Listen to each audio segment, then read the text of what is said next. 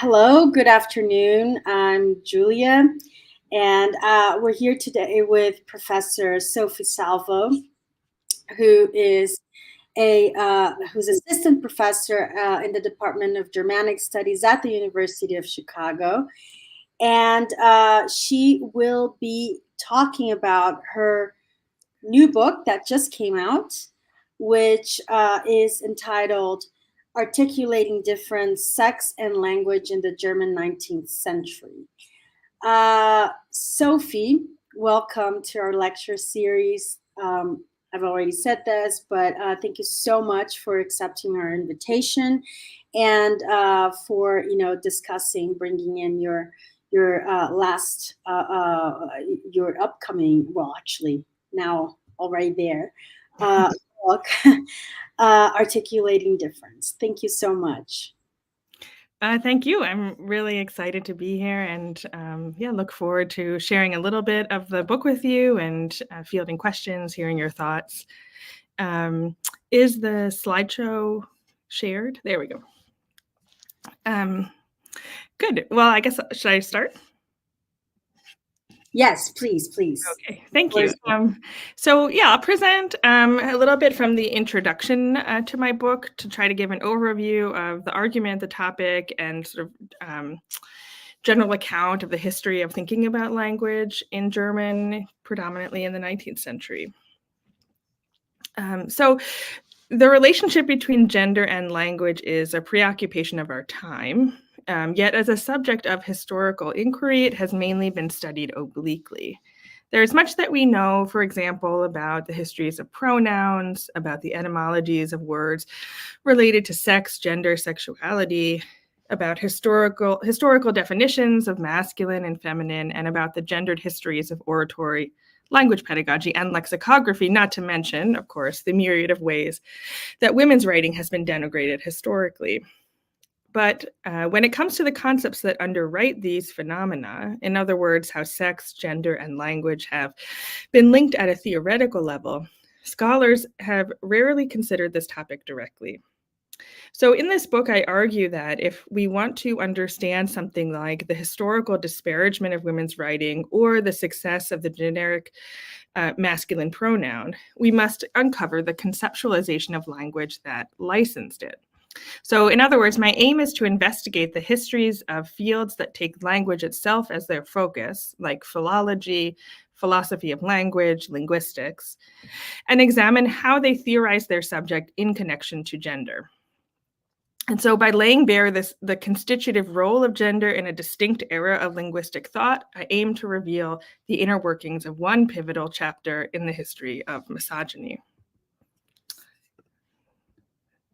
So this is sort of the guiding question that motivated writing of this book. What function have ideas about gender played in conceptualizing language and the disciplines that study it?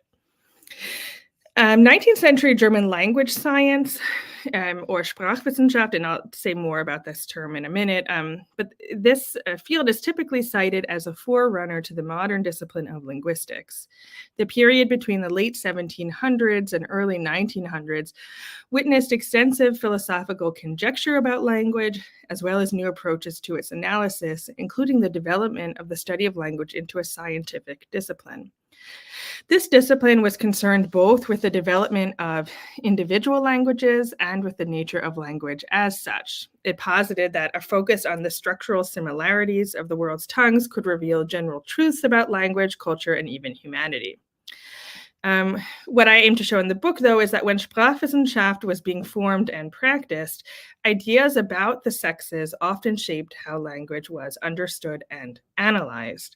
The notion, or we might better say fantasy, of sexual complementarity served as grounds for the production of knowledge about language and the humans who speak it. As scholars asserted the patriarchal origins of language, for example, or as they posited the existence of women's language, Weibersprache, and as they valorized grammatical gender, they established a fundamental distinction between the masculine and the feminine as a necessary premise, relying on the assumed priority of the masculine to support their claims and delimit their methodologies. So Wilhelm von Humboldt, he is one figure that I work with a lot, and he'll come up later. But his theory of language, for instance, is structured around the binary active-passive attributes that he derives from his characterization of masculinity and femininity, respectively. He writes two theoretical essays in the 1790s about the difference between the sexes, and he, of course, aligns activity with masculinity and passivity with femininity. And he also characterizes women's language in opposition to the precise scientific language of his own text. Contemporaries of Humboldt draw on ideas about the domestic economy of the heterosexual household to construct narratives about how language was first created and then dispersed. Philological studies of grammatical gender hinge on the assumption that femininity corresponds to weakness, passivity, and delicateness. And so I argue that we should not, as has typically been the case, dismiss such gendered comments as expressions of personal sexual proclivities. This is often how Humboldt is read. There's this story about how he wanted to be dominated by a fairy woman. So I'm trying to argue this is not just, we shouldn't dismiss them as personal narratives, as expendable metaphors for more serious philosophical problems, or as inevitable reflections of historical mores. Rather, we should recognize them as illustrative of a conceptual framework upon which thinking about language has depended, even what has made this thinking possible. Because if we do not take the role of gender seriously, we not only misinterpret the history of language, philosophy, and linguistics, but we also risk reinscribing the same heteronormative binary model of the sexes postulated by the historical texts. In other words, we risk assuming that woman is man's natural complement, her passivity self-evident and unnecessary to interrogate.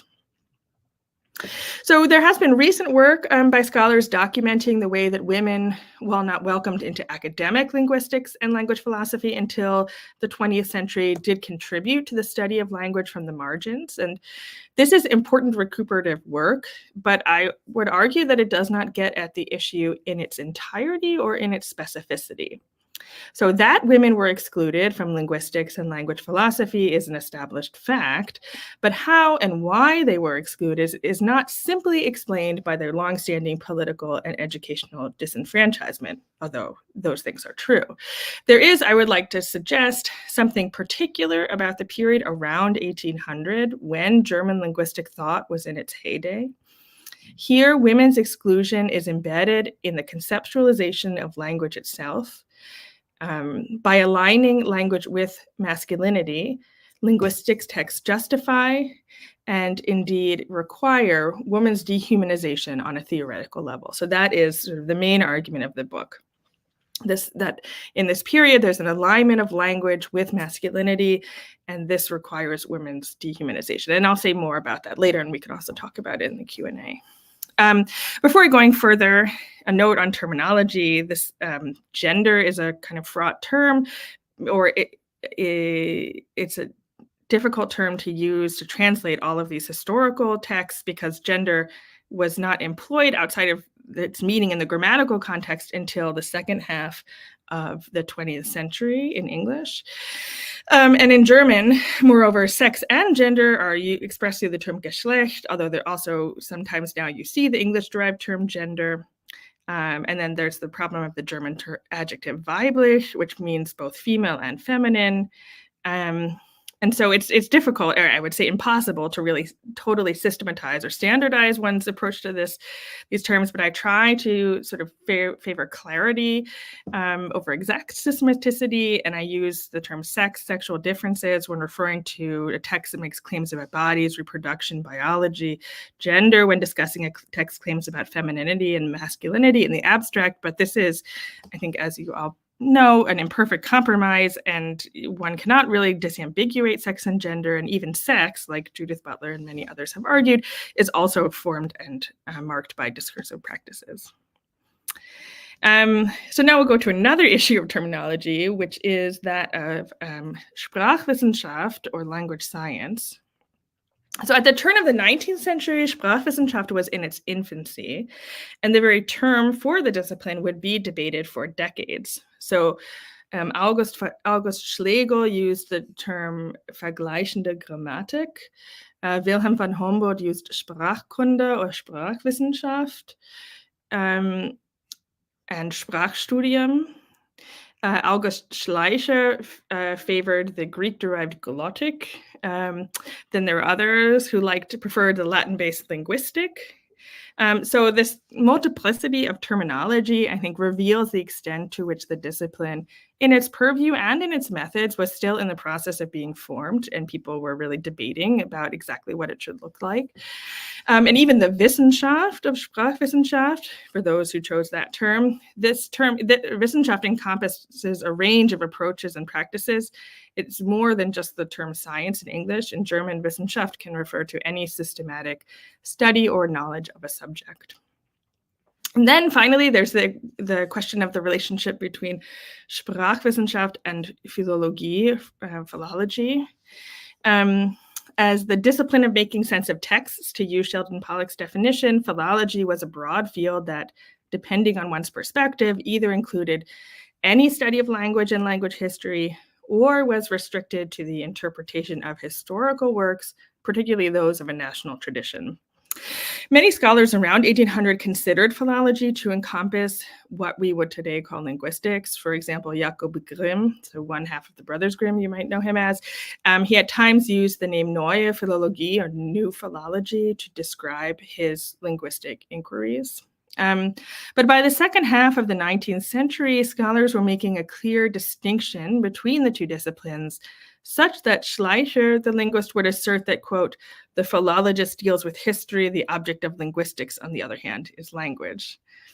So you could use, I think, the term philology to describe many of the texts that I engage with, but I favor the terms language science and linguistic thought because I think they usefully capture the sense of a distinct discipline. And although these authors all debated the terms and methods, they were all committed to constructing and legitimating an autonomous discipline for the study of language, a discipline that they felt should mirror, if not exceed, the natural sciences. And investigations into historical languages were put into the service of comparative analysis, which could lead to revelations, they would said, about the nature of human language and thus about the nature of humanity itself. So the stakes were, for them, quite high. Around 1802, there was little formal or disciplinary distinction between what we would now call language philosophy versus linguistics. It was standard for texts to simultaneously provide information about specific languages, engaging in comparative analysis, and also present abstract theories about languages' nature and origin. For instance, Friedrich Schlegel's 1808 on the language and wisdom of the Indians, considered one of the founding texts of comparative historical language study, includes detailed comparisons of the roots of multiple languages, which he refers to as beweis or proof. So that's sort of the claim to scientificity, as well as abstract claims about language, culture, and humanity. And the question of language's origin, which Schlegel also addressed in this 1808 text, was the subject of intense philosophical and scientific exploration in the period. This is, in fact, the sole focus of my first chapter, the conjectural history, which is sort of part theoretical treatise, part narrative, which scholars used as a means of speculating about the beginnings of language, for which, of course, they had no written records. Even the more self-consciously philosophical investigations into the origin of language typically included discussions of grammatical structures. Another text I consider is Johann Gottlieb Fichte's 1795. The English title is On the Linguistic Capacity and the Origin of Language. This text offers both a philosophically grounded account of language's origin and a discussion of verb tenses and noun cases.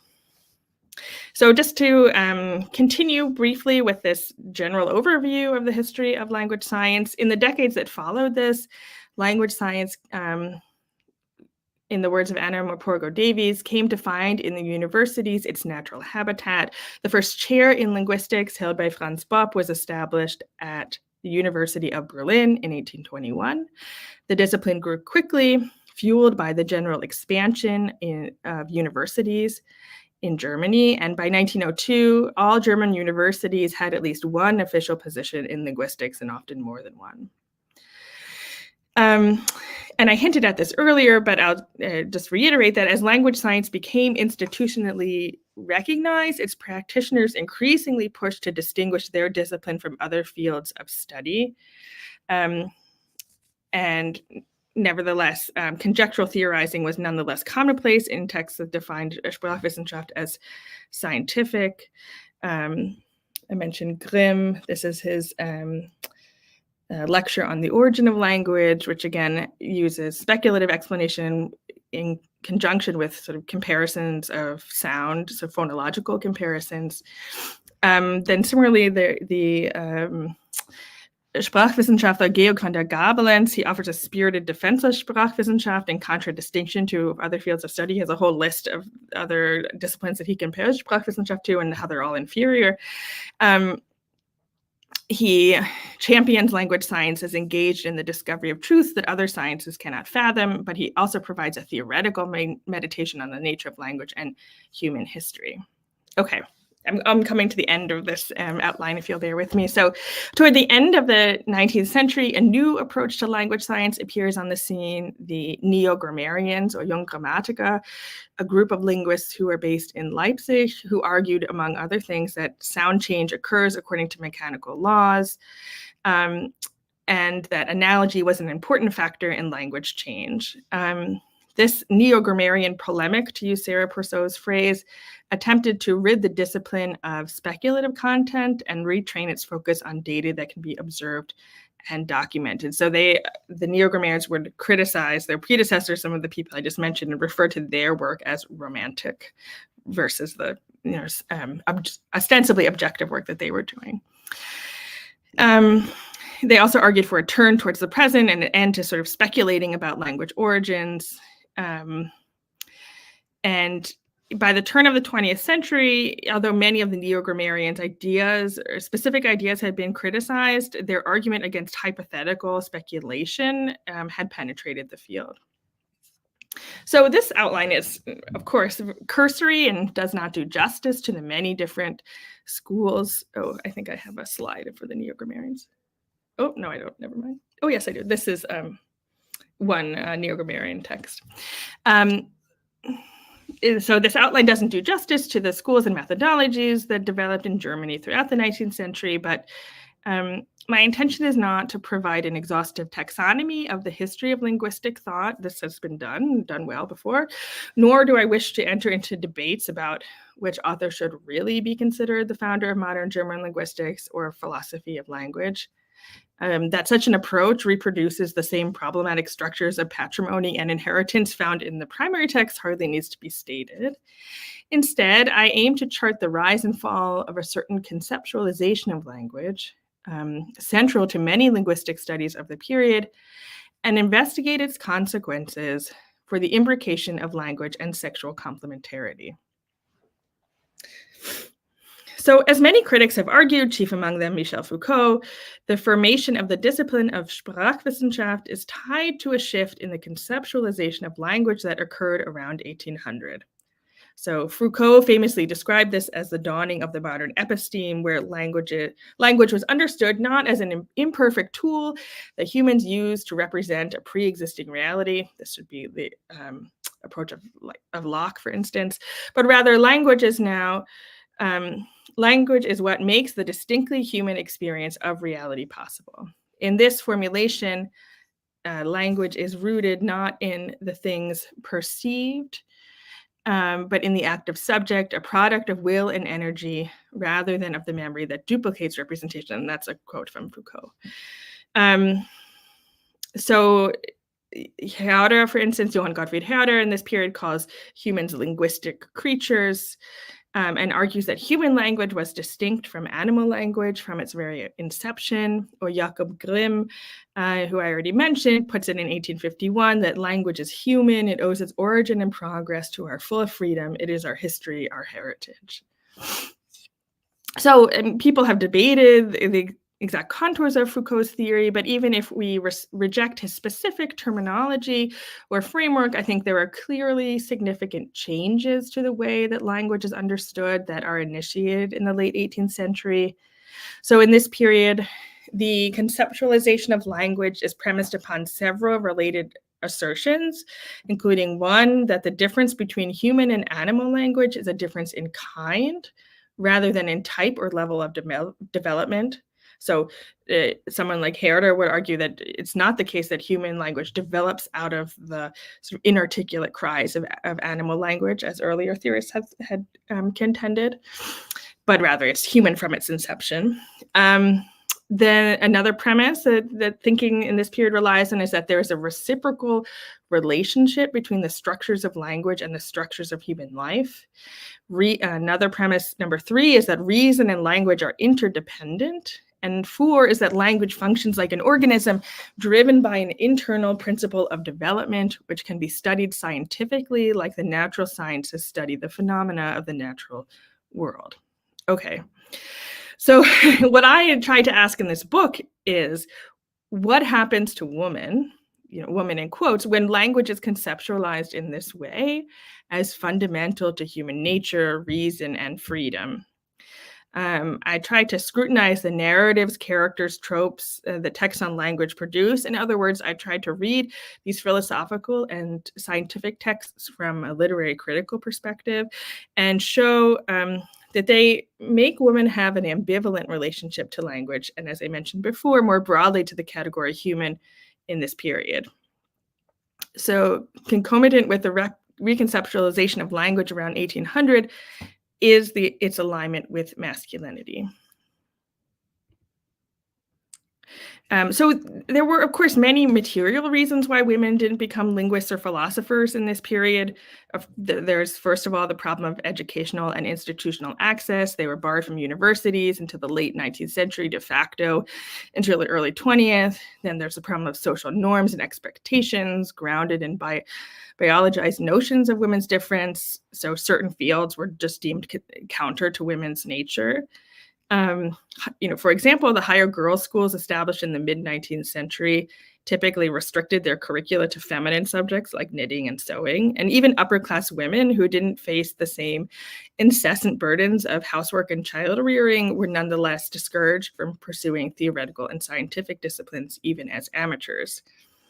So these are all important restrictions to register, but what I tried to argue in this book is that they're not the only explanation for why women were excluded in this period, but rather the conceptualization of language itself, I lost my place, precluded women from participating in a theoretical meditation on language. Okay, so you might be wondering to yourself, how new is all of this? And certainly it's true that there are examples since antiquity of talking about sort of gender and language, or specifically women's kind of poor language use. In Plato writes that women, or he has Socrates say that women don't create names as wisely as men, for example. Vico writes about women's feeble-mindedness. And of course, Aristotle also creates or uses this division between active and passive that would become so important for later thinking on language. But I would argue that these kinds of descriptions aren't a systematic conceptual framework, but kind of a misogynist detritus that attaches to intellectual expression in an era when misogyny is common. In other words, you could take out these lines and the argument would still more or less be the same. But in many 18th and 19th century disciplines, as a number of scholars have shown, ideas about sexual complementarity did play a more systematic role in the production of knowledge. And even beyond German studies specifically, since the 1980s, feminist scholars have emphasized the significance of an assumed sexual hierarchy for the formation of knowledge in an array of fields, such as primatology, Donna Haraway, chromosome research, work by Sarah Richardson, biology, and Fausto Sterling. Londa Schiebinger has investigated the histories of botany, anatomy, and other natural sciences to demonstrate how, quote, scientists' claims to objectivity and value neutrality was the linchpin holding together a system that rendered women's exclusion from science invisible and even made this exclusion appear fair and just, end quote. Michel Ledouf makes a similar argument regarding the history of philosophy, arguing that we must take seriously, quote, stupid utterances made about women by people who, in principle, have no right to stupidity. That's one of my favorite lines, end quote, and bring to light what is at stake in those utterances. Bonnie Smith and more recently Falco Schnicke have also discussed the systematic exclusion of women from the historical sciences in Germany, while Patricia Mazon shows the link between academic citizenship and masculinity in the establishment of the modern German research university. But one thing that's noticeable is that language, philosophy, and science have not received the same kind of attention that these other disciplines had from a feminist critical lens. Instead, when the relationship between notions of sex and language has been examined, it has mainly been in fields that are concerned with the present, sociolinguistics and feminist theory. So beginning in the 1970s, linguists such as Robin Lakoff, who was a real pioneer in this regard, researched the context and norms of women's speech, showing, for example, how American girls are socialized into speech patterns that limit agency and authority. In the following decades, there were sociolinguistic studies by Deborah Tannen, Sally McConnell-Guinnett, and Deborah Kamen, among others, that further analyzed and debated the interrelation of language and gender identity. About a decade later, scholars also began to study men's speech. Feminist, psychoanalytic, social, and literary theories from the 70s and 80s shared many of the concerns of feminist sociolinguistics, such as charting the interrelation of language power and sexual difference, but offered more abstract accounts of women's language than empirical analysis.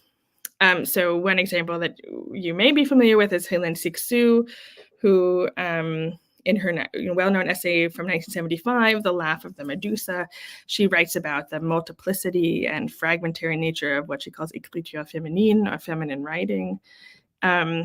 This text, which plays with descriptions of feminine language via tropes like breast milk and hysteria, was part of a larger transnational reevaluation of gender, authorship, and canonicity taking place across feminist discourses in the 70s and 80s.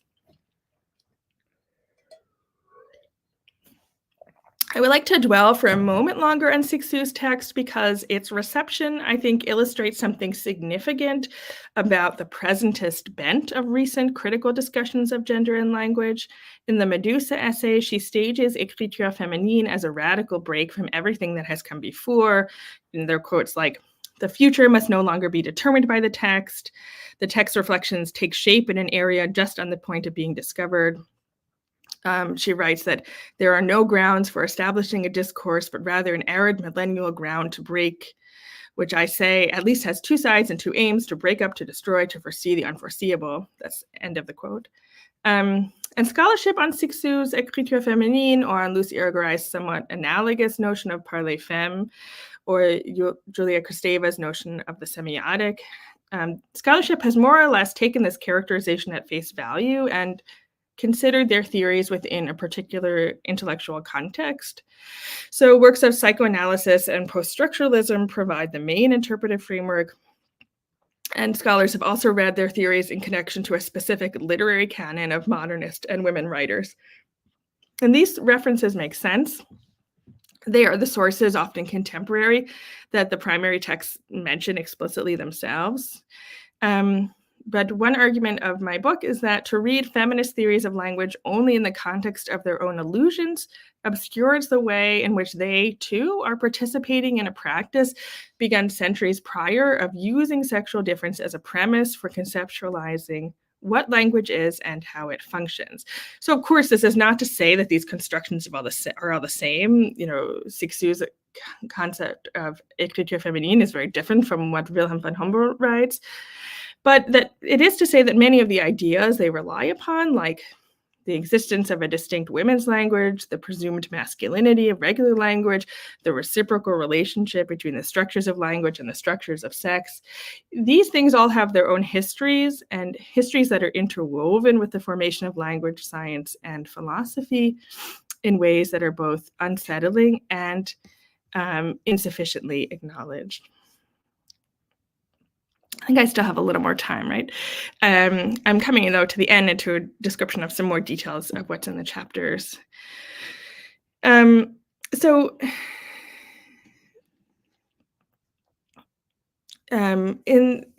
Tristram Wolfe has written recently of the literary history of linguistics, and I would like to adapt this phrase to encompass not only the linguistic proposals performed by literature, but also, I would argue, the literariness of linguistics proposals. And so in this period, I'm looking at texts on language construct their philosophical and scientific systems by relying on the speculative, the literary, even as they deny their relation to the literary and define themselves against the ostensible fabrications of literature. I mentioned this earlier, but this period is preoccupied with the question of the origin of language, but it's an origin that's impossible to get to and address directly. It can only be addressed through speculation. Even though at the same time, these texts are constantly asserting the objectivity and the validity of what they're saying. So the speculative is actually a problem for these texts, even as they use it. And one thing I argue is that one way that they try to transform these fictional origins or transmogrify them into scientific or philosophical truth is through their conformity to the universal truth of sexual complementarity. Okay, so what does that mean? I have just one example to talk about right now, which is from the German linguist Wilhelm Bleek, who spent his career mostly in South Africa. He writes in an 1867 text called Über den Ursprung der Sprache, or On the Origin of Language. And this is when he gives an account, a theory of grammatical gender and the origin of grammatical gender. And he kind of follows the general 19th century explanation, which is that it originates out of the first people's personification of the world. But he takes it in a more chauvinist and racist direction. So he uses the term sexual languages, but he means languages that have grammatical gender. And he writes that, he spins a story about some of the first humans and their desire to make sense of the world around them. He writes that they rendered inanimate objects male or female through the forms of grammatical gender, and that this personification incited, quote, profound study, sharpening the human power of observation and paving the way for nothing less than a, quote, knowledge of the final ground of all existence. So these are some of the kinds of claims he makes. He says that it's only nations that speak so-called sexual languages that have made any progress in scientific achievement, and the people who speak languages that don't have grammatical gender there's not been a single individual who could be called a great thinker, inventor, or poet. This is obviously a really kind of grandiose claim. But what's interesting about the text is that his own self-described scientific account, and he is sort of obsessed with proving his scientificity, and he talks about geology and how what he's doing is very similar to that. He tries to calculate mathematically the origin of language and the exact date at which language was developed. Anyway, his own self-described scientific account does not rest upon empirical analysis or inductive reasoning, but of course upon conjecture, right? A narrative about early humans and their drive to assimilate the alterity of the natural world, what led humans ostensibly to personify the world around them and see trees as male or what have you. And it's the assumed validity of the sexual hierarchy, the fact that it must be true that masculine and feminine are sort of the central categories of our lives, and masculine is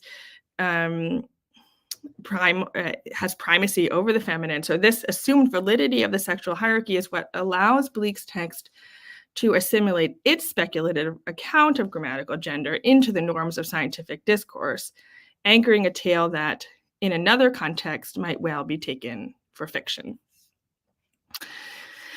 I think I will skip now to a brief description of some of the material that I engage with in the chapters.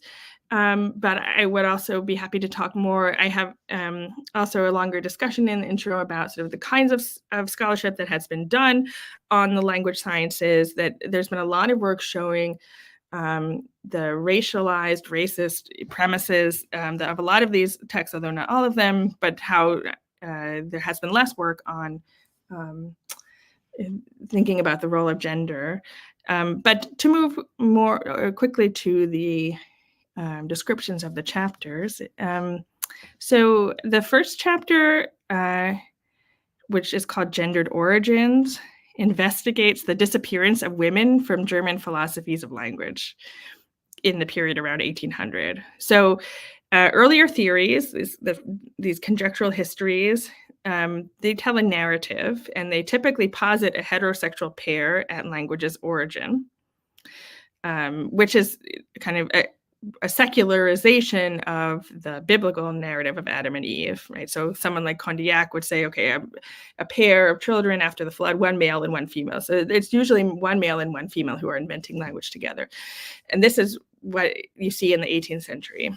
But then beginning in the late 18th century, philosophical narratives started to illustrate their claims about the invention of language through male characters alone.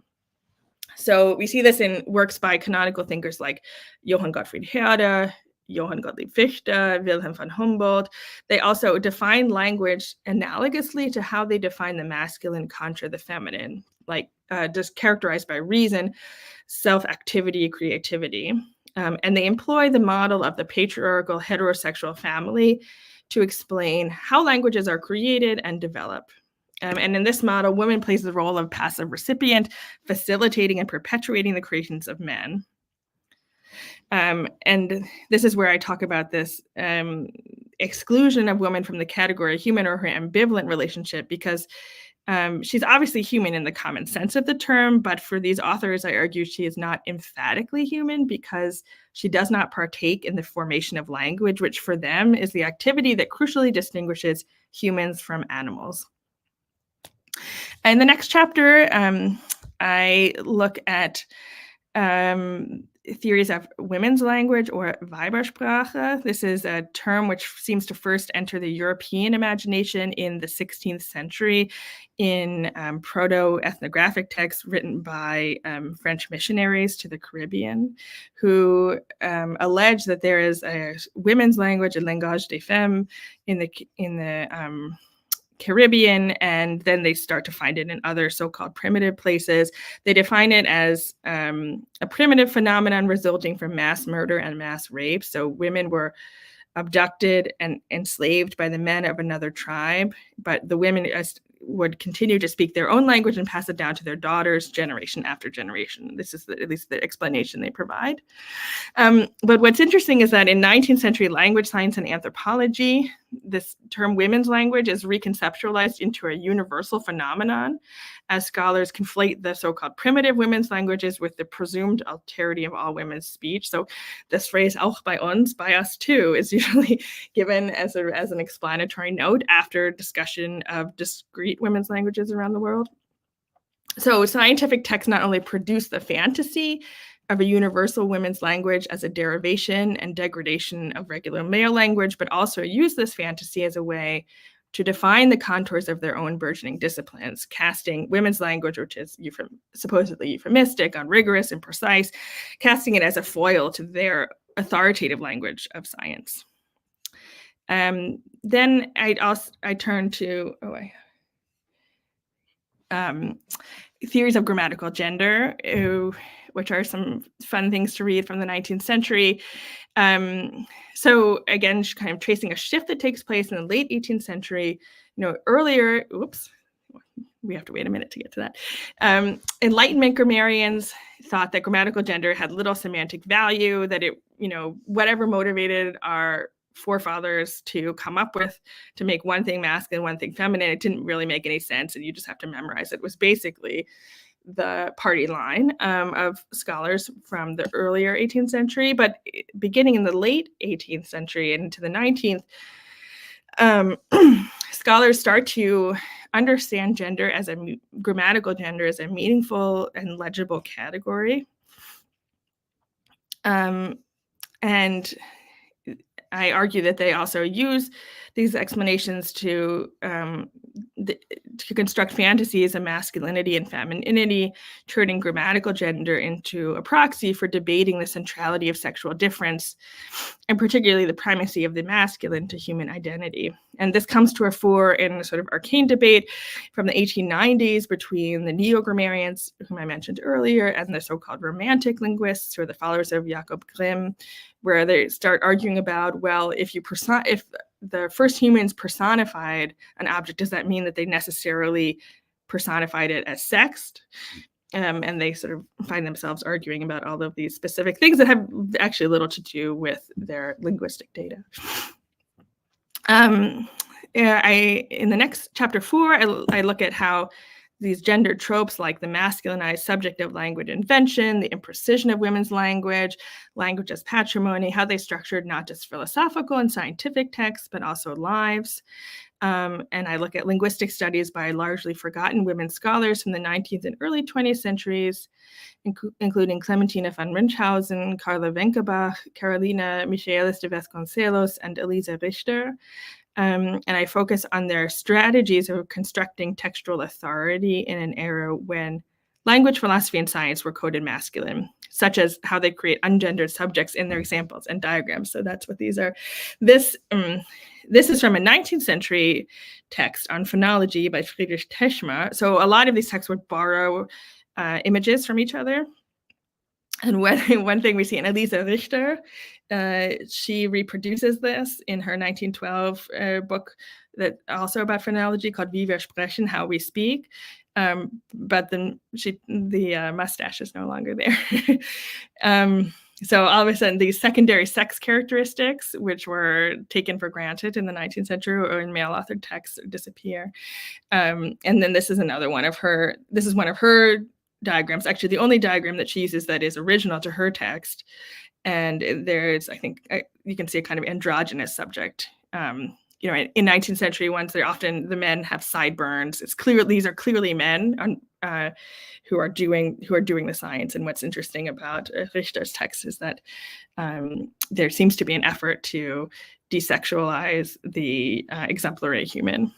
And so just very quickly, then the last chapter looks at actually where these fictions of gender and language are taken up as fictions, namely in modernist literary texts, focusing on works by Walter Benjamin, Robert Musil, and Hugo von Hofmannsthal, who use this idea of a distinctly feminine language to imagine, in their modernist experimentations, to imagine the impossibility of a non-arbitrary language that can access what other language cannot. So Benjamin, for example, calls this the Sprache der Frauen, or the language of women, and writes about Sappho and her female circle of friends and what they did and did not say. But here, while they borrow from a lot of tropes about women's language that were established in the previous century, I say that here, this kind of naive poetics of the 19th century linguistic discourse are replaced by a critical self-reflection. And I'll just end by talking very briefly about resonances today. There are, as most of you probably know, the topic of gender and language is an important one for our time. There's, on the one hand, campaigns for gender-inclusive language, and then, of course, the backlash against them. Something like non-binary pronouns, for example. In Germany, the far-right populist party Alternative für Deutschland, or AfD, Alternative for Germany, has railed against what it calls gegenderte Sprache, which it translates itself into English as genderized language, and which it views as a threat to German identity. And of course, such criticism is not exclusive to the AfD, but has become part of mainstream conservative discourse across Europe and the Americas. And so this is not a book about today's language debates, but I do aim to situate these debates within this broader historical perspective, to say that the ideas about the sexes have historically played a role in thinking about, played a role in the conceptualization of language is most fundamentally to say that there is a history of thinking about these two characters together, a history in which current gendered language reforms take part. And I think this is important because conservatives often argue against the so-called corruption of languages through gender, like through things like gender neutral and non-binary pronouns. But in fact, the modern study and conception of language has always been informed by what they would call gender ideologies.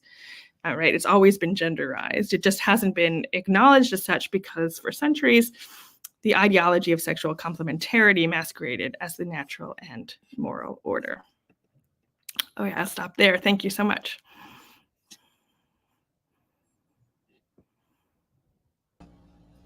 There you go, I'm muted. Sophie, thank you so much for your talk and for presenting your book.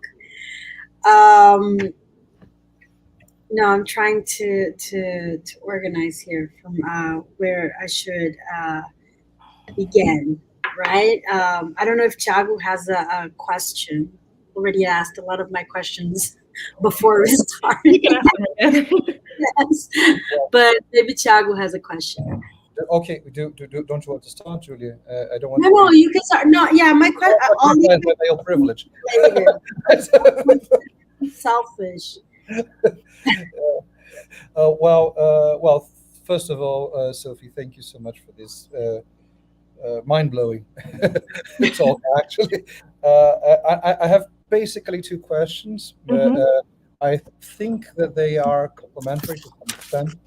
The first one is, I don't know with which one I shall start, but David Quint, in his famous study Epic Empire, he has more or less traced how non-European or even Southern Europeans and Easterners, quote-unquote Orientals, were often dubbed as effeminate, as effeminate peoples lacking sort of male prowess or masculinity.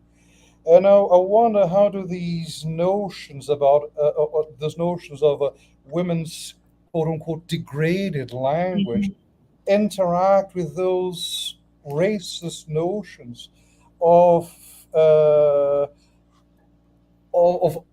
effeminate or overly emotional Italians, Spaniards, Indians? What is the sort of interplay, the sort of interaction between those conceptualizations, those intrinsically misogynistic conceptualizations of language, and with the racist tropes about non-European or Southern European countries like the Portuguese, like Spaniards and Italians, which were so prevalent throughout and until the mid 1950s, I guess. And the other question, I don't know whether whether you would like to answer this question first, or Julia, how should I do it? Or shall I pose the two questions side by side? I don't know how. Let Sophie answer that one, because I think it's quite long. So, yeah, that's okay. I took some notes. No, it's a really pose the other one. Yeah. It's a really good question. Thank you. Yeah, I think I have two different examples to answer it. So the first is that you're absolutely right, that often these white male Western European scholars link femininity and what they would call primitive peoples. And we see, and one thing that really interested me in this material was the way that these different forms of alterity can be made to substitute for each other. There's this fascinating text called Das Weib in der Natur- und Völkerkunde, which is from the later 19th century, Woman in Natural History by Heinrich Claus, but then edited by others, sort of about women in the history of the world. And they're in the section on what he calls Frauensprache, so women's language. There are these images of like a so-called woman from a harem in Turkey, or another woman from East Asia, and they're inserted within this text that's actually talking about the woman question in Europe. And they have like nothing to do with the particular text that's surrounding them. I mean, there are other parts in the book where he is purporting to document women in various parts of the world, but it really seems, and the argument, of course, is that he's making about the woman question in Europe is that women are not the same as men and they should not have the same rights and roles as men, right? And he quotes someone saying, you know, that if women are allowed to be like men, it will be bad for society, it will be bad for the family. And it seems like the only explanation I can come up with for what these images are doing there is that they're just sort of functioning to show, look how strange, as sort of as images or icons of alterity, as if women are closer, even the women in Europe are somehow closer to this other form, these women in these so exoticized places than they are to us men in Europe. And I think that's what's happening even in the reconceptualization of Weibersprache itself in the 19th century, where these, you know, discrete, what we would today call gender leks, and some of them are real and some of them I think never existed, and they were imaginations of various missionaries and linguists. But this conflation of these gender leks that exist in specific places, and then this idea, all women must speak differently, so this generally makes sense.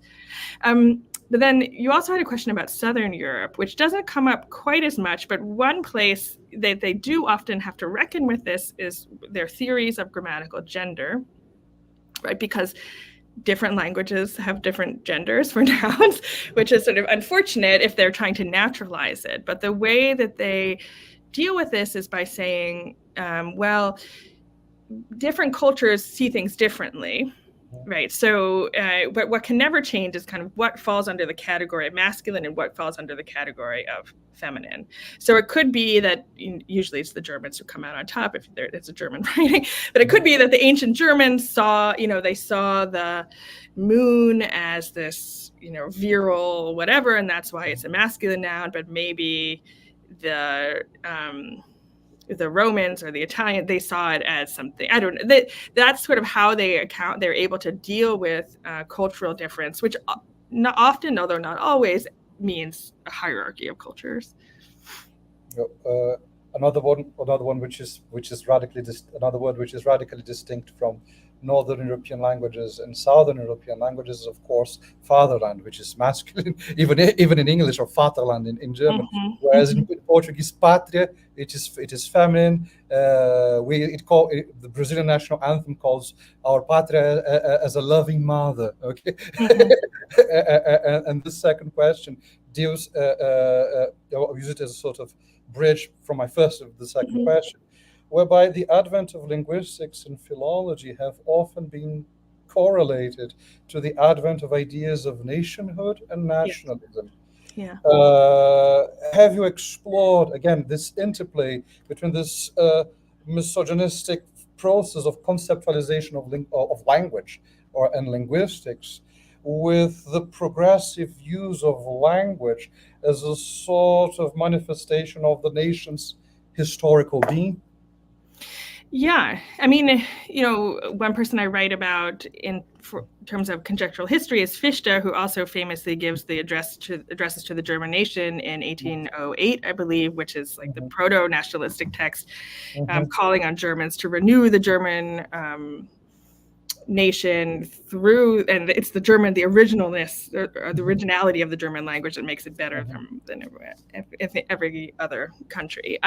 So first of all, I'd say, like, just biographically, there are certainly ties between the kind of texts that I'm looking at and what are produced, these more explicitly nationalistic texts.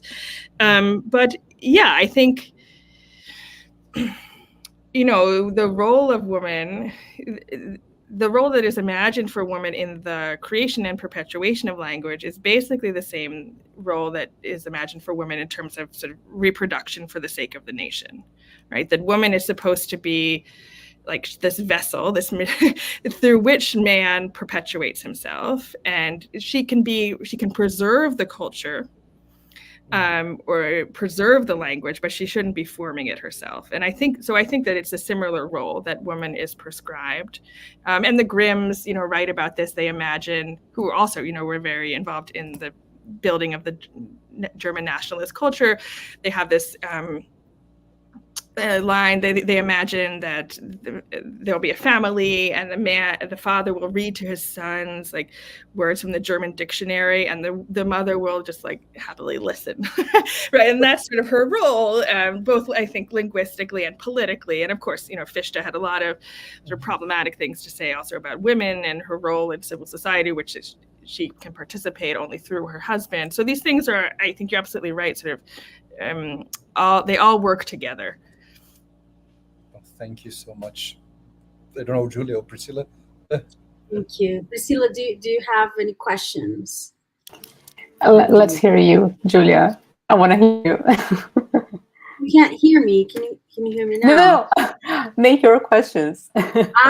Sorry. Yeah, later on I can add something. But I'm going to start with one of the questions that has a bit to do with this idea of this connection between language and nation, right? Throughout the 19th century, we have this process of Germany actually becoming a nation, right?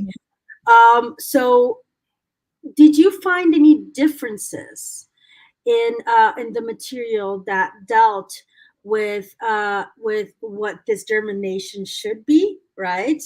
And also, let's say, the local differences dealing with the specificities of German language territories in terms of dialects, mm-hmm. In terms of the German language, Hochdeutsch as such, and so on. And how does that also have a relationship with gender? Yeah, that's a good question. Well, I think that, the texts I'm looking at are not so interested in the minutia of the differences between these different dialects, or they want to standardize it. That was part of the Grimm's project.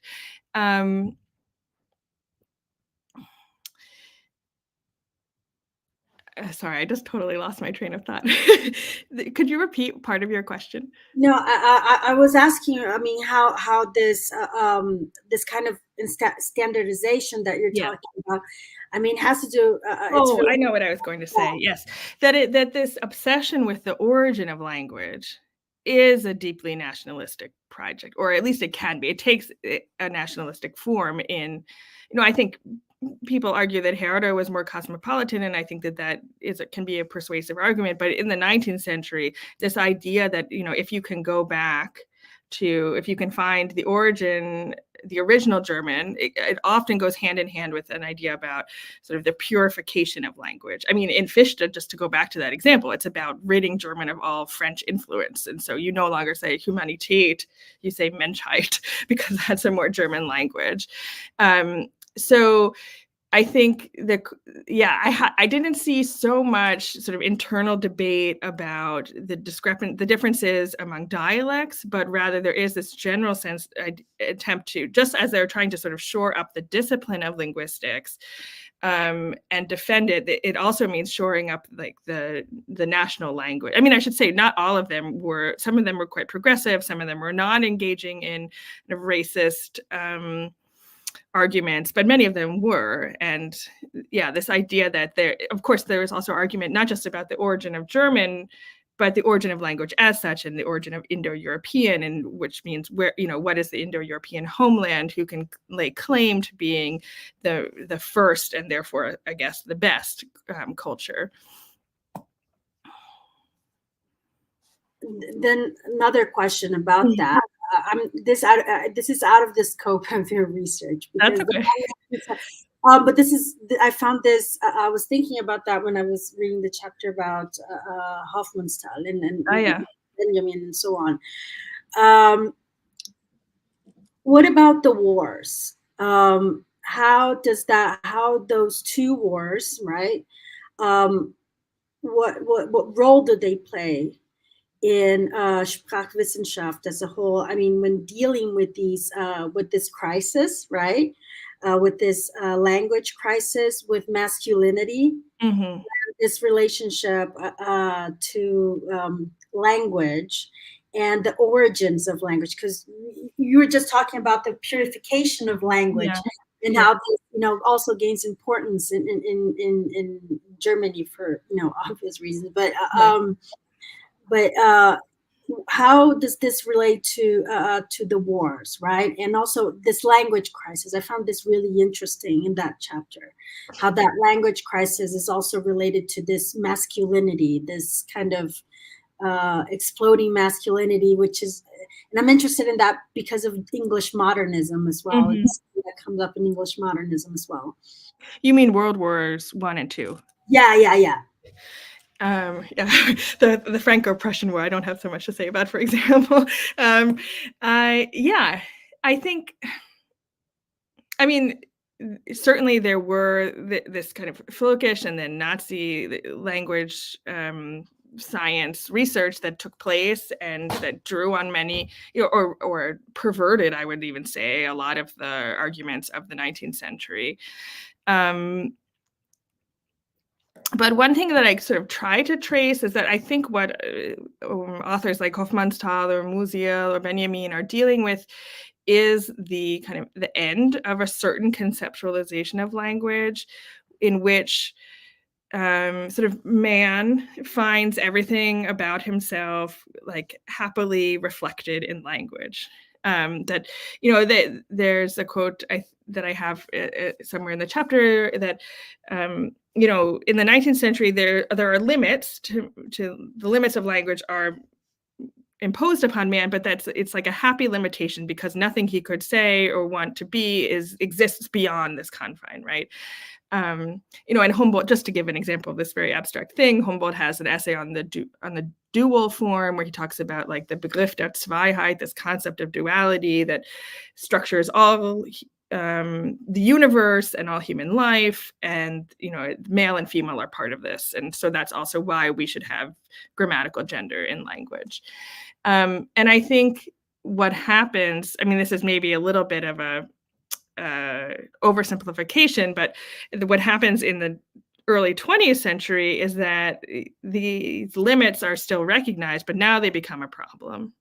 And that's what these modernist authors, I think, are one of the things that they're dealing with, that actually there is this idea that there's something that does lie beyond language, that language is keeping us from, or that there is something we can't express in words. And so that's like Hofmannsthal's famous language crisis in the Chandos letter. And what I try to show is that I think they're still kind of working with this old model, but they're dealing with the fallout from it. And so that means this old model is still gendered. And so they look to the women's language or to this idealized femininity as an answer to their problems, which is, of course, its own fantasy and its own construction. Yeah. And then I have, can I ask two more questions? And Sure. So do you want to ask a question before? Okay. No, go ahead. Okay. So I was thinking about, two things actually. First of all, the point that you make about this literariness of linguistic thought or scientific, say, and the use of conjecture, right, to exemplify, to serve as examples and bring more, I don't know if you could say veracity or verisimilitude to the discussion, right? This is something that I find really interesting in your analysis of these supposedly, they are scientific texts, right? They are scientific texts, but to show how there is also fiction in science, although a lot of people tend to refuse that affirmation, right?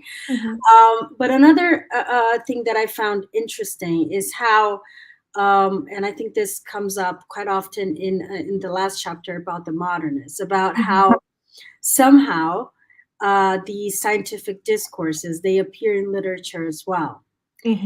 And then my question is about female authority, right? The construction of female authority in the 19th century. I don't know if this is something that you that not well, it's not in your book, but something that you have thought about at some level, in terms of female writers in the 19th century, writers of fiction, right? How is this? How much of this this attempt of, let's say, performing or maybe borrowing scientific discourse or authority in order to in order to assert authority to write, right? And I'm also thinking here about how a lot of here I'm talking about in a very Anglophone perspective, right? How this rhetoric of modesty is often implied to kind of show this passiveness. Yet it's just rhetorical, because there is a kind of there is an assertiveness of authority that is being conveyed there. So and so how is this? I don't know if I'm having trouble in elaborating this question, but this relationship between female authorship and authority and scientific discourse, and this language that is supposed to be masculine in order to be maybe taken seriously at all, right? And you're asking about women writers in the 19th century? Yeah, women writers in the German context. I don't know if you've come across that kind of Yeah, I mean, I think there's a lot of probably examples of women engaging these kind of generic conventions, you know, sort of bowing to the patriarchy and then going off and doing what they want to do. One particularly interesting figure is Hedwig Dohm. She's writing later in the 19th century. The title of her text is escaping me at the moment. I mean, she wrote a lot of things. She was a feminist, activist and writer. But it's interesting, this one text that I actually taught last year, she begins this, it's about the characteristics of women. And she begins and ends by saying, you know, I do think that there are like fundamental psychological differences between women and men, but they can't be scientifically proven. So let's not bother thinking about it. And I think that that's such a beautiful sort of takedown of the scientific, like the belief in total, the total objectivity of science, right? Like, okay, I'll play by your terms that this is how we're going to measure things, but even by your terms, this isn't possible. But I have to think, I guess, about more specific fictional examples that would be a good answer to your question. No, but I understand what you're saying. So this kind of, yeah, it's interesting how somehow they tend to incorporate this kind of scientific a trope to say, oh, there is a scientific, but let's not think about them. I recognize them, kind of, I know them, but let's not bother thinking about them. Some kind of dismissal in a way, acknowledging it and yet dismissing it, right? I have some other questions, but Luciana just sent a question here. Priscilla, would you like to ask a question before I read Luciana's question? I think I'm going to make a comment, short question, because I think it will go in the direction of what Luciana is asking. After we acknowledge that, I think what is brilliant about your argument is that you indicate how it's gender ideological from the very beginning, everything. So the claim, the contemporary claim that we are genderifying, I don't know, I forgot how to say it. Language, genderizing language is just false. A false claim that it's something new that's happening now. Like we're trying to deal with maybe different demands that we didn't acknowledge first, but obviously it was there from the beginning. But since departing from this acknowledgement, I'm very concerned, like personally, of what we do with that. since we acknowledge that there was like a framework of identifying gender roles and reflecting them on understanding language, since we understand that, we recognize that what we do with that, sometimes I have the fear that we, instead of trying to debunk this, would say, okay, yes, so just reinforce them, even though we're intending to do something different. Like feminists sometimes endorse, in a way, this is like an impression that I have, this kind of discourse that, yeah, there is a feminine, we have to uncover this, and we have to reinforce this. And is this positive? I mean, I just wanted to hear you about how you see this, how this knowledge will make us advance in understanding language, and I don't know, thinking about the future. Yeah, I don't know if I have any. I would like to know the answer to that. Also, I think I don't mean to say that I think there are no differences between women and men, how they speak, or how they are acculturated into language. But I think, I would agree kind of with the sociolinguistic studies, or their approach as they are being produced now, which is, I think they study male and female differences within a specific context, right? So it's one thing to say, middle-class girls in Northeast America, and it's a very different thing, and study their speech patterns, and it's a very different thing to say, all women speak differently, like there's some kind of sort of conspiracy almost that their women are, it often goes hand in hand, at least in the 19th century, this idea that women are hiding things from men, or they're being sort of secretive about what they're saying, and this is that it's transcultural and transhistorical. I think, yeah, I'm sorry that I don't have one answer, but I think one shouldn't just dismiss it and say that there are no differences. Also, politically, that's not helpful, right? And we see just from like how political candidates, male or female, are treated differently, are allowed to use different kinds of language and say different things. So I think that there's a real need for that kind of analysis. I would just stay away from the universalizing. Thank you. That happen. Historicizing is just like fundamental. If we have to definitely start from that, no matter where we're heading towards, we have to start by historicizing this. Yeah. Thank you. Yeah, I think that this is a good point, and this is my next question. But I'm gonna read Luciana's question before that, because I think it goes hand in hand with what I want to ask next. Luciana says, "Thank you so much for." Oops, I'm sorry, Chag. We clicked on the thing at the same time. I would like to ask the following question. What are the continuities and the differences between contemporary demands for gender neutral, right? And it continues. Language and the enduring link between articulating sexual difference and conceptualizing language. How does your work give us a new perspective on demands for gender neutral language? Yeah, that's a good question. There's I guess also a few ways to answer this. So this isn't something that I trace so much in my book, or that I find in the history of German thinking about language, but there is in English a long history of a gender neutral pronoun. And Dennis Barron, who is a linguist in the US, has written a few books on that. I think the latest one is called What's Your Pronoun?, trying to show that, again, this idea that this is new is a fiction. But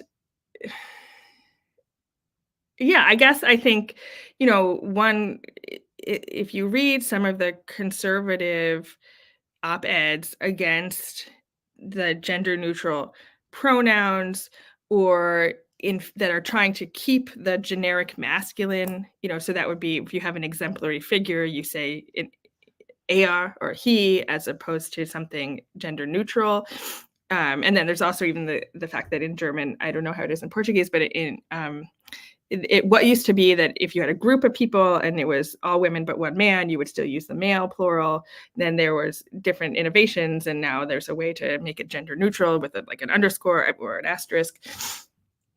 And so there are people who find this very offensive, and they think, they say, well, the generic masculine doesn't mean masculine. We all know this doesn't, it's not excluding anybody. This is just linguistic convention, and you're ruining the language, basically, if you try to change it. And, and I do think there's something to be said that one cannot just make a single-handed change. That's not how language change works, of course. It has to just come into common practice. But I think one thing that I hope this book shows is that the generic masculine, for example, is not arbitrary. And of course, we always knew that. Like we have known that there's been patriarchal structures of power that have made men be the exemplar and women be and women not. But if we actually can see even how it has been embedded in the conceptualization of language itself, or in thinking about language, it's harder, I think, to make the case that the generic masculine really has nothing to do with masculinity at all, or with men at all, because it does, and it has. I hope that answers your question. Yeah, and it kind of feels, I don't know if it feels that what your book shows is how this has been within the Sprachwissenschaft, this study, language sciences, right? Throughout the 19th century. So it's not something new. This is what we're talking about, the importance of historicizing, right? How these gender relations, or at that point, sex relations, also are imbricated in those language sciences, right? Texts. And but yeah, and then this is something that that we were talking about backstage, and I wanted to ask you, right? You were talking about how you're reading when you were an undergrad, right? Of contemporary authors such as Irigaray, Sixou as well, right? Those feminist theorists of the 1970s and 80s, and about this emphasis on a female language as something revolutionary, right? Groundbreaking, and so on. Can you talk a little bit about that? Because I found it interesting how what sparkled your interest. Yeah. Subject was the contemporary, and how you kind of dug into the past in order to find this kind of can I say genealogy or history of this. Yeah, so I was mentioning that exactly when I was an undergraduate, I encountered these feminist theories of language. I think we could call them that, for the first time, and it sort of blew my mind. And I originally started college thinking I would be a linguistics major, and realized it was far too much math that I had anticipated, and proofs and things like that. But I was very interested in the theory and thinking about language in this way. But yeah, the more I worked with them, I just, I think probably my main problem was that I read them as if they were true explanations of the world, and I sort of tried to work with that, and I couldn't get very far. And also, at least what I encountered, the way that they were applied to other texts was sort of in a positivistic manner, like you find a historical woman writer and you show how what she's doing is écriture féminine. I mean, that's a crass generalization, but that's often how it goes. And I didn't really find that satisfying either. But I was still really interested in these questions about how sex or sexual difference and language are related, maybe, or are made to not are related in reality. That's why also I'm not a sociolinguist, but have been made to relate to each other, and kind of what different ideological projects this relation has been made to underwrite.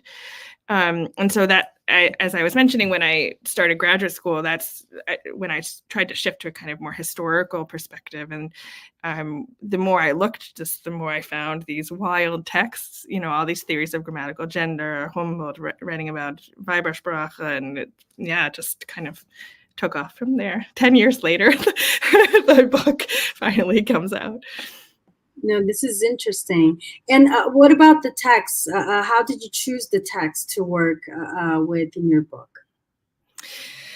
I mean, I tried to include as many as I could, but and maybe some could have been cut in the end, but I tried to, I guess, choose, the most exemplary. So the one thing that I should say is, these theories of the origin of language, there are a lot of other theories or texts that were produced that are just derivative of the ones that I talk about. A lot of people copied Herder, for example. So I tried not to include every rewriting of Herder that's not even as good as his. So I tried to, I guess, focus on the one hand on these very canonical texts that have been important for, at least in the German intellectual tradition, thinking about language. And then on the other hand, to pair them with really lesser known texts that I think are important for establishing this discourse on language in this period. Dago has a question. Just you have defined, or you have alluded to, a sort of conception of the history of the origins of linguistics as informed by an almost literary imagination, as a penchant towards fictionalizing. Yes.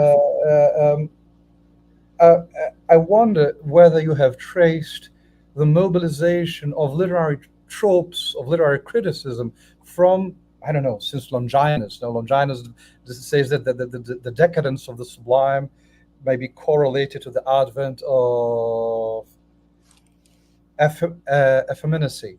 And the 18th century, people like Pope like to talk about mainly diction. He disregarded womanish addresses in his satire against Lady Montagu. I don't know whether you have traced these sort of the continuity of those literary tropes used either to dismiss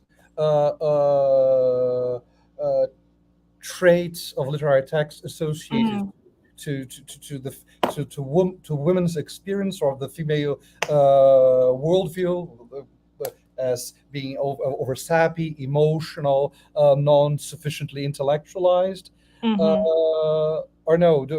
Have you traced these sort of continuities in terminology, in ideas, in concepts and tropes? Because these notions, to at least to my ears, someone who has devoted some time studying not only literary text, not 18th century literary texts, but 18th century literary criticism, it is redolent with images used in the 18th century in order to attack, dismiss, and disregard text that departed from the stateliness of neoclassical conventions. For instance, I don't know. It sounds like you've mentioned the long 19th century, so one may argue that the advent of linguistics is a byproduct of the long 18th century. Yeah. All the long centuries bleed into one another. Yeah, I mean, I have not traced it systematically, I think, but what you suggest sounds like it would be a wonderful and interesting project. I mean, I know, a little about in terms of how genres were perceived, and, how the novel, especially the sentimental novel, the epistolary novel, was often seen as feminine genre, or both, and consumed by women, although of course many men were writing it too. And so, but that was maybe one genre in which women could get a foot in and write, as opposed to I don't know, something more serious like drama or, poetry, of course, but there were women dramatists and there were women poets at the same time. But I think that so that would be one place. But I will think about it some more. Thank you. Perfect.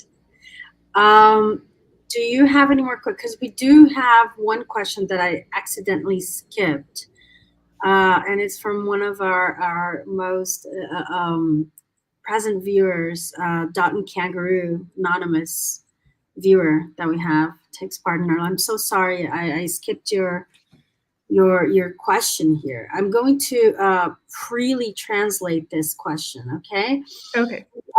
He or they going to, I don't know whether it's a man or a woman or gender neutral, non-binary. This is a good topic, by the way. We're always trying to guess. Just this is inside joke, right? We always try to guess who Dot and Kangaroo is.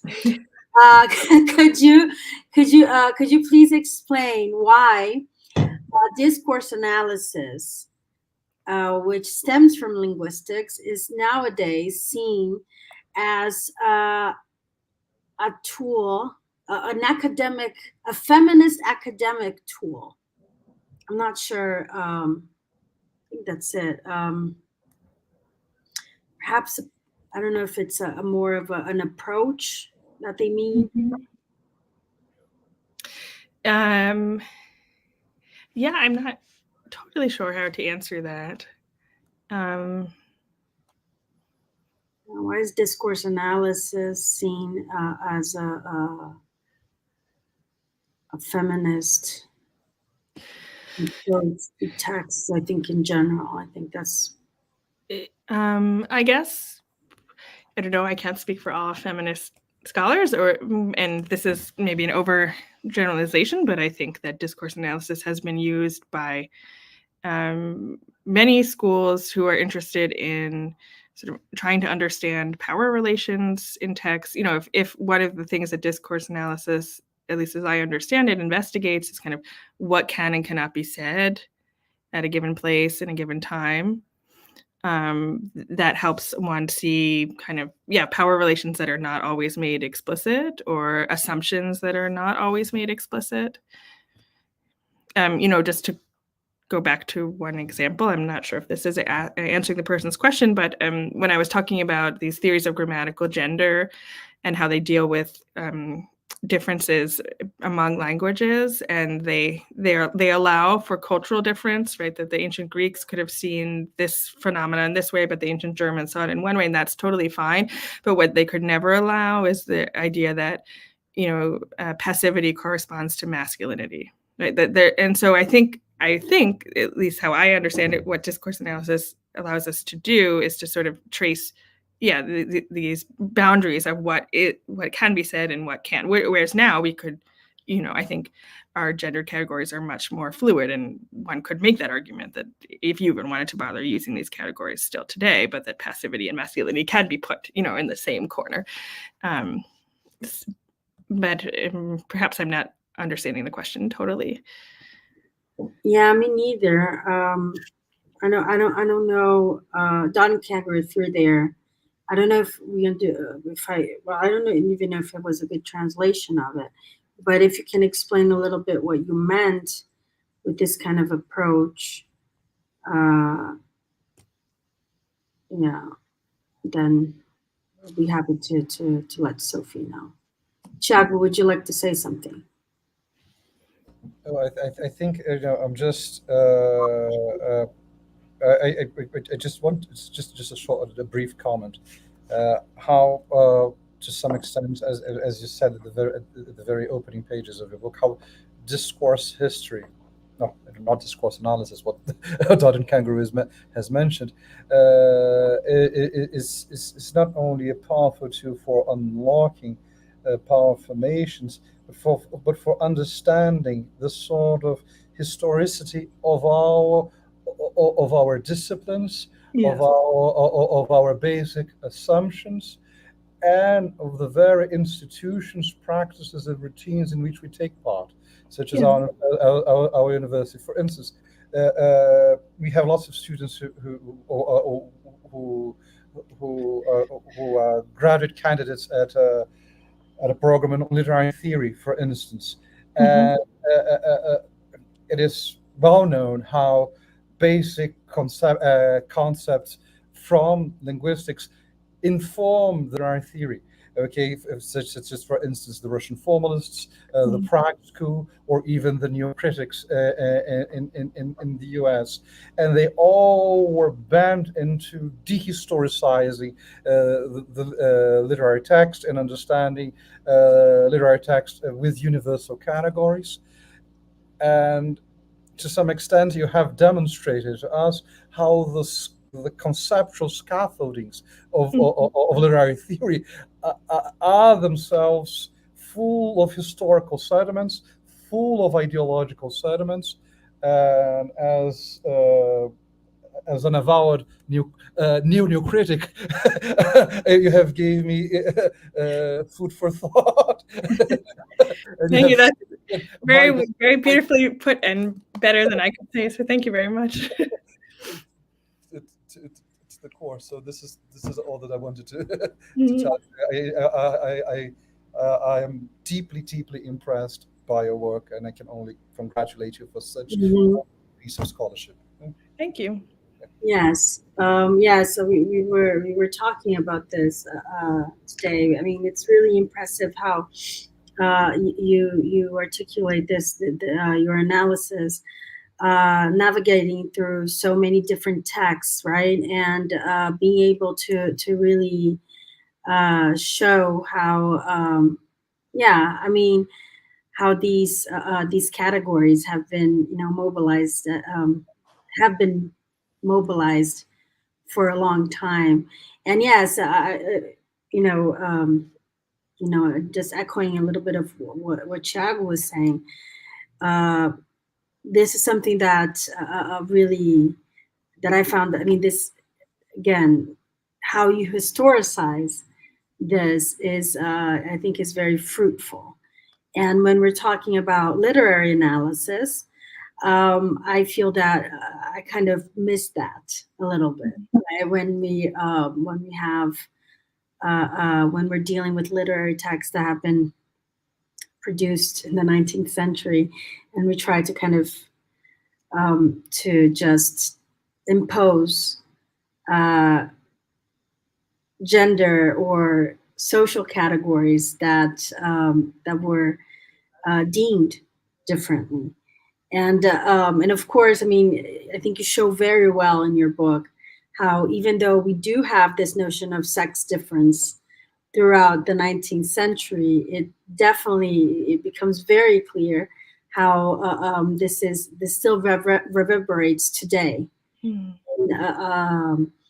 in linguistics and also in literary analysis. So yes, congratulations on your research, and yes, keep us posted about what you're doing, because you're definitely someone who we'd like to see, what you're producing and so on. You'll come back in a few years to talk about your new book.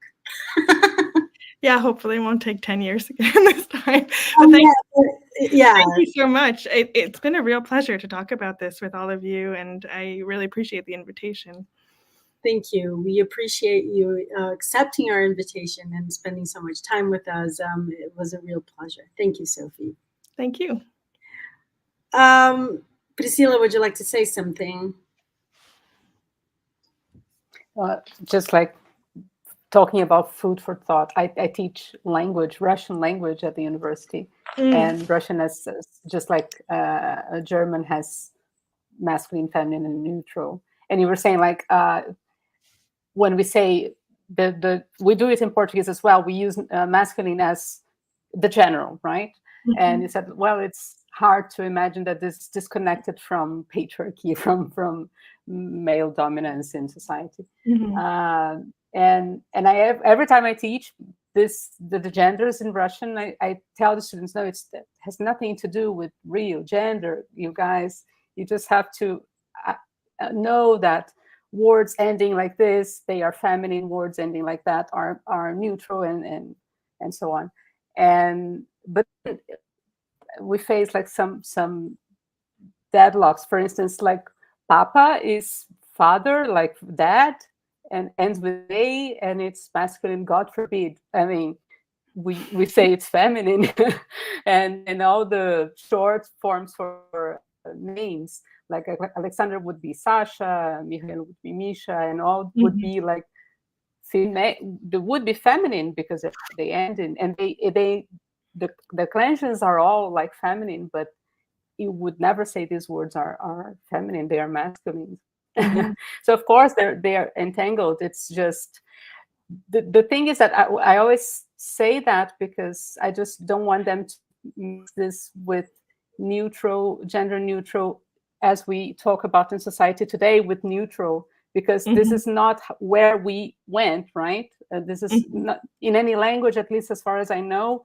Nobody used das, it, or no in Russian to use the neutral, right, for people. Yes. But Yeah. anyways, that would be. I think this is more or less what Luciana was asking about, and I think it's interesting how we didn't use this pattern.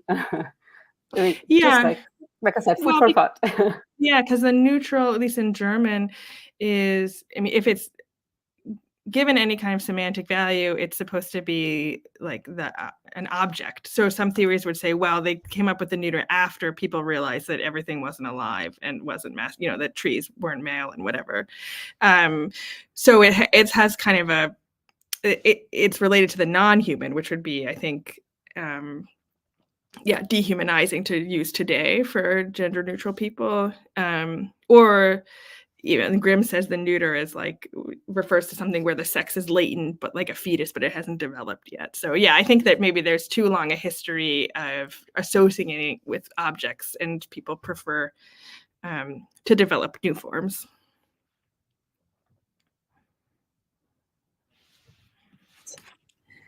Thank you, Sophie.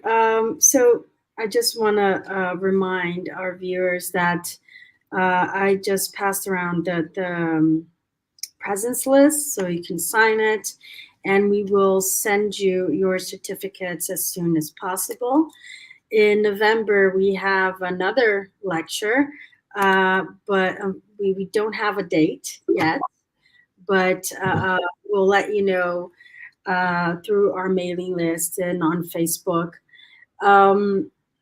We still don't have an Instagram profile. Sorry, we're not that cool yet. We're still Facebookers. But anyway, thank you so much for bearing with us today, for watching us. We look forward to our next talk. And thank you again, Sophie, for showing us, talking to us a little bit more about your research. Thank you. Thank you. Bye-bye.